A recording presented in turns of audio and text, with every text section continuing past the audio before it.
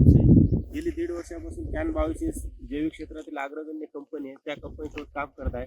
तर आज पाथरी या गावातील टाकळगव्हाण तांडा या गावी आलेलो आहे. तर आपला जो शुभारंभ डोस आहे तो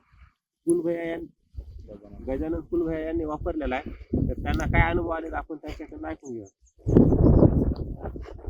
मला भेसळ डोस बद्दल एवढं सांगायचं की इतर डोसपेक्षा त्याचा रिझल्ट खूप भारी आहे आणि झाडाला चालण्यासाठी, झाड वाढवण्यासाठी त्याचा रिझल्ट एक नंबर आहे. आता माझ्या शेजारी दुसरा एक प्लॉट आहे, हे खत न वापरता 2च दिवसाचा फरक आहे, पण ते झाड अजूनही माता फोडलेलं नाही. ह्या झाडानं शेंडा काढायच्या तयारीत आहे. एवढ्या झाडाची फास्ट तर मी बरेच 4-5 वर्षापासून प्रभूत करतो, असा रिझल्ट मला कुठल्याही खतामध्ये आला नाही. हे जे खत आहेत, हे खत नंबर 1 खत आहेत. ते जे आहे ते खत भारी, रिझल्ट भारी आहे.